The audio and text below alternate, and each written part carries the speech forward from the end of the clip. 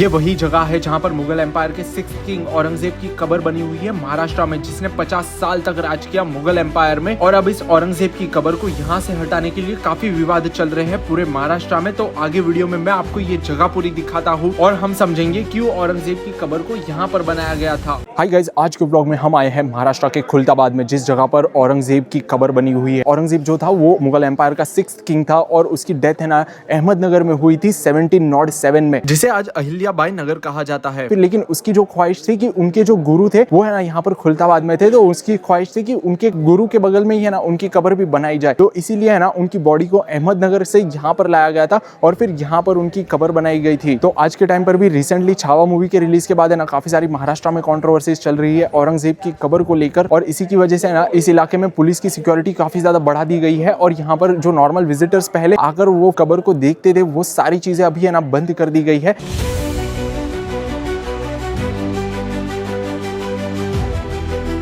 ये इस जगह का है ना बाहर का नजारा है और सिक्योरिटी है ना काफी ज्यादा टाइट कर दी गई है, पुलिस का काफी बंदोबस्त लगा दिया गया है। यहाँ पर भी बोर्ड लगा हुआ है tomb of Mughal emperor Aurangzeb. तो आज के टाइम पर है ना आप लोग विजिटर्स तो यहाँ पर नहीं आ सकते, तो आप है ना इस वीडियो के थ्रू देख सकते हो कि यहाँ पर ये उनकी कब्र कैसी दिखाई देती थी। देखो यहाँ से हम एंटर करते हैं, यहाँ पर छोटी सी ये स्पेस बनाई गई है और यहाँ पर देखो अंदर की तरफ आएंगे तो यहाँ पर आपको काफी बड़ी सी स्पेस आपको देखने के लिए मिलती है। Tomb of Aurangzeb, tomb of Azam Shah son of Aurangzeb. तो जो औरंगजेब का बेटा था ना उनकी भी मजार है ना यहीं पर बनी हुई है। और एक चीज आप देखोगे, ख्वाजा सैयद जैनुद्दीन शिराजी की कब्र भी यहीं बनी हुई है, जो कि औरंगजेब उनको अपना गुरु माना करता था। इसलिए औरंगजेब की कब्र भी इस जगह पर बनाई गई है क्योंकि ख्वाजा सैयद जैनुद्दीन की कब्र भी इस जगह पर है। तो इस तरफ आप देखोगे औरंगजेब की कब्र है ना इसी के अंदर बनाई गई है। अंदर से कुछ ऐसा दिखता है जहाँ पर औरंगजेब को दफनाया गया था। ये कब्र कच्ची मिट्टी की बनाई गई है और उसके ऊपर सब्जी का पेड़ लगाया गया है और इस कब्र के ऊपर कोई भी टोम्ब नहीं बना हुआ है। ये पूरी तरह से ओपन है ऊपर की तरफ से, जो कि औरंगजेब की भी यही इच्छा थी और उसने अपने वसीयत में लिखा था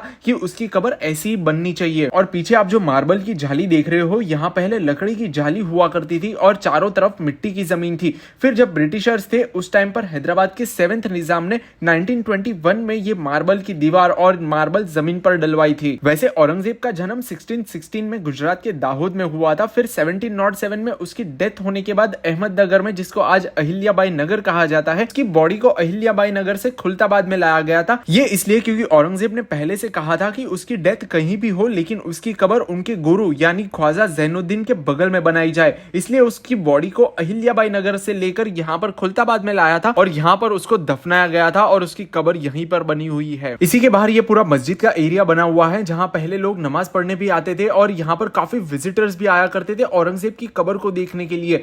ये देखो इस जगह पर यहाँ सामने की तरफ बोर्ड लगा हुआ है, तो इसी के अंदर जो है औरंगजेब की कब्र बनी हुई है। लेकिन अभी कंट्रोवर्सी के चलते यहाँ सभी की एंट्री बंद कर दी गई है। तो आपने इस जगह को तो देखा, अभी मैं आपको है ना बाहर की तरफ ले चलता हूँ। देखो सारे बैरिकेड्स लगा दिए हैं, पहले ऐसे ना बैरिकेड्स वगैरह नहीं हुआ करते थे, तो ये बैरिकेड्स है ना ये कंट्रोवर्सी के बाद लगा दिए गए क्योंकि यहाँ पर कोई विजिटर्स ना आ पाए, वरना यहाँ पर देखो विजिटर्स की काफी भीड़ रहती थी यहाँ पर ये चीज को देखने के लिए। लेकिन अभी ये चीज बंद कर दी है और काफी ज्यादा पुलिस की सिक्योरिटी भी ना बढ़ा दी गई है। और अभी महाराष्ट्र में इसी कब्र को लेकर काफी कंट्रोवर्सी चल रही है, जहां हिंदू संगठन को इस कब्र को यहां से हटाना है क्योंकि औरंगजेब एक बहुत ही क्रूर राजा हुआ करता था, जिन्होंने छत्रपति संभाजी महाराज के साथ भी बहुत गलत किया था और काफी हिंदू मंदिरों को भी तोड़ा था। लेकिन कुछ ग्रुप्स इस कब्र को यहाँ से नहीं हटने देना चाहते। लेकिन क्या सच में औरंगजेब इतना क्रूर था? तो हम उसके बारे में बात करते हैं। औरंगजेब जो था वो शाहजहां और मुमताज का बेटा था और औरंगजेब इस्लाम धर्म का कट्टर था, उतना ही जंग के मैदान में जालिम भी था। और जब शाहजहां जिंदा थे तभी औरंगजेब गुजरात में मुगल सेना को संभाला करता था। फिर जब 1656 में शाहजहां बीमार हो गए तब औरंगजेब गुजरात से वापस आ गया और अपने भाइयों के बीच में लड़ाई शुरू हो गई गद्दी को लेकर। लेकिन शाहजहां ये चाहते थे कि दारा शिकोह मुगल एम्पायर का किंग बने,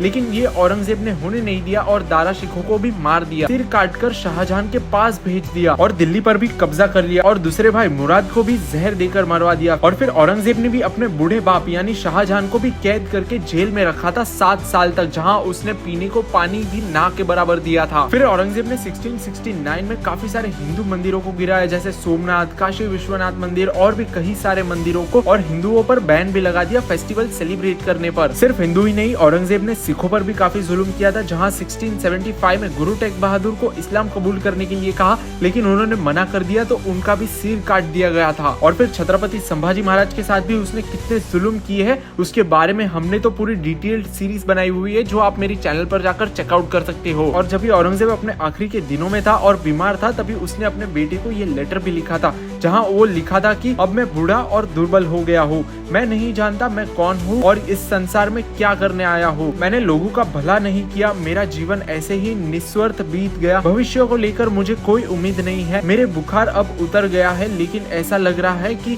शरीर पर केवल चमड़ी हो। दुनिया में कुछ लेकर नहीं आया था, लेकिन अब पापों का भारी बोझ लेकर जा रहा हूँ। मैं नहीं जानता कि अल्लाह मुझे क्या सजा देगा। मैंने लोगों को जितना भी दुख दिया है वो हर पाप मुझसे हुआ है, उसका परिणाम मुझे भुगतना होगा। बुराइयों में मैं डूबा हुआ गुनहगार हूँ। तो ये लेटर औरंगजेब खुद ने अपने आखिरी के दिनों में लिखा था और फिर 1707 में औरंगजेब की मौत हो गई।